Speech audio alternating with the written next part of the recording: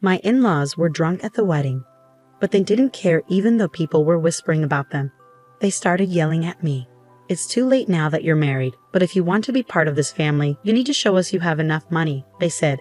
"Yes, your dad is right, so make sure to give us $1,000 a month as a new bonus," they added. I was shocked by their demands. I couldn't believe they would say such things at my wedding reception. I just stared at them, feeling my face go pale. My dad took the microphone from them. "Enough is enough. Don't you realize you're embarrassing yourselves?" he said. "My name is Linda. I am a 30-year-old office worker. I am currently dating Larry, who is 32 years old. I met him through a friend who was worried about me being single, so she introduced us. After dating for a year, Larry proposed, and now we are about to get married. I lost my mother when I was very young, and my father raised me on his own. He worked very hard to take care of me. I didn't have many worries growing up, but losing my mom, who I loved so much, deeply hurt me. Because of this, I was very careful with my emotions. That's why I hadn't dated anyone seriously since my school days. I even thought it would be okay if I stayed single forever. Then I met Larry. At first, I didn't feel any romantic feelings for him, even though he asked me out many times. Larry really cared about me and was always a gentleman. Slowly, I began to open my heart to him, and we started dating. He kept caring for me, and I felt very happy. He became very special to me, and I started thinking I wanted to be with him forever. Then he proposed, and we decided to get married. Larry understood everything about me and was always kind to me no matter what. "Don't worry, if you're ever feeling unsure about something, I'll be here for you until you feel better. I love you, Linda. You can count on me," he would say. His words moved me. He promised to make me happy for the rest of my life. Just being with him warmed my heart. If he cared that much for me, I thought I should do the same for him. When I told my father that we decided to get married, he was so happy that he cried. "Wow, Linda, you're finally getting married. I'm so happy for you," he said. "Oh, Dad, you're being dramatic," I joked. "Wow, I hadn't heard anything like that from you until now. I was always worried that you might never get married," he replied. "Oh, really? I had no idea you were worried about that," I said. "Well, every father worries about his daughter, you know. Anyway, congratulations," he said. "Thanks, Dad," I replied. I was so happy to be congratulated by my dad, who had raised me by himself. I thought I would probably cry at the wedding, and my dad would probably cry even more since he was already crying now. With that, Larry and I started preparing for our wedding. We were both busy with our jobs, so our days were very hectic. We worked during the weekdays and made wedding preparations over the weekends. There was no time to rest. Our calendars were always full. On a rare day off, we were supposed to visit Larry's parents' house. I was going to meet Larry's parents for the first time. Larry had come over to meet my father right after he proposed to me. Originally, I had planned to visit Larry's parents right after that to introduce myself, but they were very busy and our schedules never matched. Finally, some time passed and we managed to arrange a visit. As we arrived at his parents' house, I suddenly felt nervous. "Don't worry, my parents are very kind," Larry reassured me. His words made me feel a bit better, and I rang the doorbell. It was his mother who opened the door. "Mom, I'm home," Larry said. "Welcome home, Larry. It's so good of you to come," his mother replied warmly. As she talked with her son, I greeted her as politely as I could. "Nice to meet you. My name is Linda, and I'm Larry's fiancée." "I see, so you're Linda," she said. Her voice was much lower than when she spoke to Larry, and her smile vanished. She looked me up and down as if judging me. Then she led us to the living room, where her cold attitude didn't change. "Linda, I'm curious about what you bring to the table. Larry is our treasure and our only child. If you're going to marry him, you need to be a suitable wife. Are you worthy of him?" she asked, more like an interrogation. I was taken aback by her question. I hadn't expected such a cold attitude from my future mother-in-law, and was at a loss for words. "You're going to join our family, you know. Are you ready for that?" she continued. True, marrying Larry meant joining his family. But it's not like Larry's family were the Kennedys or some well-known high society family. It's not like I was marrying into a royal family. Why was I being asked to make such a commitment? Besides, I wasn't even going to live with them. I don't like being pressured with questions like these. As I was trying to figure out how to respond, his mother seemed impatient with my slow reply and scolded me harshly. "When I ask you a question, Answer me right away. You're so rude, she snapped. I'm asking if you're ready for this, she continued, raising her voice. Despite feeling overwhelmed, I managed to say, I hope that Larry and I will support each other in our marriage. When I said that, his mother was not convinced. What a naive thing to say. You aren't just going to support each other. You are supposed to support Larry. It's your job as a wife to support your husband. You don't even understand the basics, she criticized. Then Larry's father, who was sitting next to her, intervened. Honey, calm down. Sorry about that, Linda. You must have been startled by my wife's words, he said, trying to ease the tension. It's all right, I replied, trying to remain calm. His mother is very protective of her only son. Maybe she was just nervous and spoke without thinking. Just then, Larry's brother walked in. He spoke in a quiet, calm, and gentle tone. He seemed like a kind man, which gave me a moment of relief, but that relief was short-lived. With a smile on his face, he said the most unexpected thing. What my wife says is actually justified. What concerns me the most is that you come from a single-parent family.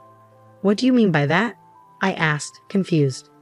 Well, being raised by just one parent doesn't have a good public image. We can't be too happy to have such a person become the wife of our only son, can we? He explained. Hold on a minute, I said, unable to let this comment slide.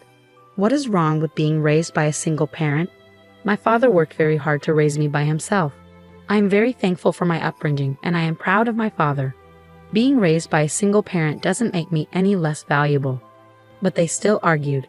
Since you were missing one parent, you couldn't have learned how to be a good wife, do housework, and such. I responded, I did a lot of housework to help my father. I can also cook pretty well, so please don't say that. Despite my response, Larry's mother ignored what I said and finally stated, I will allow you to marry Larry, but in exchange, you must promise to devote everything to us because we are Larry's parents. Can you promise me that? I was shocked. What? Since you came here to ask for our permission to marry our son, you do know what your duties are, don't you? Before I could say more, he continued the conversation.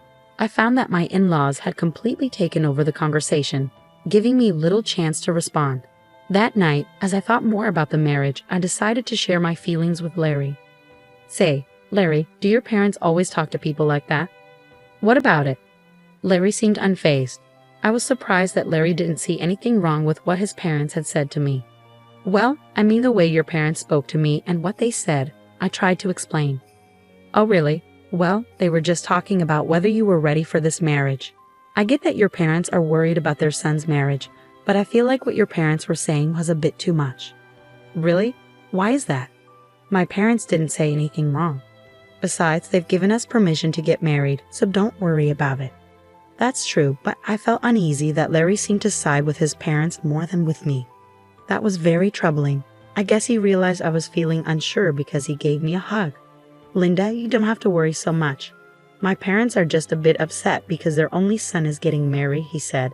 He spoke as if he didn't fully support me. It's all going to be fine. Don't overthink it. I'm sure they just want what's best for us. They want us to be as good of a couple as they are. That's why they were a bit harsh. Oh really? I replied, like he said maybe his parents have high expectations for us. But even if that's the case, I don't think it's right for them to belittle me because I was raised by my father. I don't think people who say such things make a good couple. We are the ones getting married, and we should be the focus, not their approval or disapproval. With that perspective, although I was still a bit upset, I decided not to dwell too much on his parents' opinions. Then the day of the wedding arrived. We had many guests, including our relatives, friends, colleagues, and bosses. I walked down the aisle with my father, who had raised me all my life. Larry and I exchanged our vows and rings. We were met with applause, and for the first time, I truly realized that I was getting married to Larry. I felt a happiness I had never felt before. As we walked into the reception hall, we made our way through the crowd, greeted by videos of us as part of the entertainment. It was a joyful time. I chatted with friends I hadn't seen in a while, and many people congratulated us. Despite my earlier worries about his parents, I was glad I had decided to marry Larry. I was glad we decided to have a memorable day. After the ceremony, we planned to officially register our marriage, and Larry and I would become husband and wife. I cherished every moment and felt so happy. Time flew by, and soon it was time for the final part of the event. The bridegroom and both sets of parents lined up to greet the guests. But I started to feel uneasy because of Larry's parents. We were all supposed to be standing in line, but his parents were wobbly on their feet. If you looked closely, you could see that their faces were bright red. They had drunk too much. Some relatives asked if they were okay. My in-laws were clearly drunk. But we had to wrap up the ceremony and get it over with. The moderator handed the microphone to me and Larry. Suddenly, Larry's mother snatched my hand away from him and yelled at me like a professional wrestler in the middle of a challenge. "Listen to me, Linda. After this wedding, you are going to devote yourself to us completely. Prepare yourself because we are going to test you really hard." The guests started whispering to each other, and some even thought it was a joke and laughed. Then Larry's father grabbed the microphone. "Linda, don't you feel embarrassed to wear a dress like that?" "It doesn't suit you at all, dear. You should tell her the truth," his mother chimed in. As expected, the whispers among the guests changed in tone. I looked at Larry, hoping he would stop his father's rude comments, but Larry said he couldn't do that, and that his parents weren't doing anything wrong. It became clear he would never protect me from his parents in the future. That was the moment I realized it. I was certain of it even as the hall buzzed around us.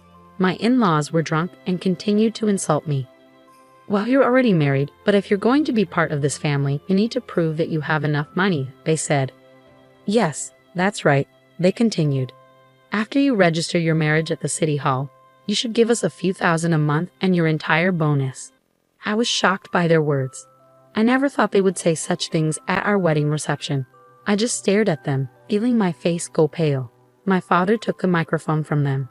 "Enough of this. Don't you realize you're making fools of yourselves?" he said, though still showing some respect. His parents glared at my father. "Why are you interrupting us while we're talking?" I knew this woman's father was no good. "Single parents are never any good," they said. How dare they insult my father? I thought. My father, keeping his cool, replied, "You people are even worse than I imagined. You even refuse to meet me because I am a single father. I never thought that someone like you would work for President Scott. President Scott is such a respectable person. I assumed his employees would be decent as well." At that, my father-in-law's face turned very serious. How do you know President Scott?" "He's a business partner of my company and, more importantly, an old friend of mine," my father explained. "And speaking of single parents, President Scott was raised by his mother alone. So you just insulted the president of the company you work for." Seeing my in-laws' faces fall at my father's words, I realized they finally understood the mess they had gotten themselves into. "I apologize, sir. Please don't tell the president about this," my in-law pleaded, suddenly falling to his knees. Just moments before, he had acted like he was in charge, but now he looked defeated. I could hear laughter from the guests. Some even pulled out their cell phones to record the scene. "No matter how much you apologize, you can't take back your words," my dad said. He walked over to me and asked if I wanted to go home with him. I said yes and took the microphone from Larry's hand. "Thank you for the great entertainment, but there will be no marriage," I announced to Larry and his parents and to everyone who attended. "I will make sure to return the money you gave us for this occasion." Then I left the reception hall with my dad. I caught a glimpse of Larry and his parents looking dismayed, and soon after, his relatives rushed over with worried expressions on their faces. The place must have been in complete chaos. As I returned their money, I apologized to the guests. They all expressed sympathy for me and praised me and my dad for our actions, saying it was good that we weren't taken advantage of by such terrible people. Later, Larry's coworkers who had attended the reception must have spread the word about what happened at his company. Larry became known for having such unreasonable parents and was criticized for having a weak character. His embarrassment was so great that he resigned voluntarily. Of course, the president of my father-in-law's company found out about the incident. Larry's father was demoted and sent to an insignificant division of the company, transferred to a remote office in the countryside. I heard that Larry's family has been ostracized by all his relatives because of what happened at the wedding. While it's unfortunate, it really was their own doing, and sometimes things like that just can't be avoided. In the meantime, I've been using this opportunity to strengthen my relationship with my dad. We've been spending more quality time together, and it's helped me appreciate all he's done for me even more. One day, he sat me down for a serious talk. "Linda, are you interested in running the business?" he asked, looking at me with a mixture of hope and seriousness. "Do you mean?" I started, a bit unsure where he was heading with this. "Why don't you work towards becoming the president of my company?" he suggested. It was a big step, and he seemed to believe I was ready to take it on. "I'll do my best," I promised him, feeling a mix of excitement and nervousness. I decided then to focus on stepping up my game at work rather than getting entangled in romantic relationships for now. I wanted to prove to myself and to my dad that I could excel and perhaps one day be a great leader like him. Currently, I am deeply involved in learning everything I can at my dad's company. The work is challenging but fulfilling, and I'm determined to make the most of this opportunity. Reflecting on the wedding fiasco, it's clear that Larry's in-laws were quite unreasonable, turning what should have been a beautiful event into a spectacle. Thankfully, since the marriage wasn't officially registered, I was spared from a legally binding mistake. Now, free from any marital ties and with no looming in-law issues, I can focus solely on my career aspirations. It's a relief to know that out of a chaotic situation came a clear path forward for me. I look forward to what the future holds and am excited about the potential of leading the company. I wish myself all the best and hope that anyone watching this story can take something valuable from it. Thank you for staying till the end. Please consider subscribing if you enjoyed this story, and I hope to see you in the next video.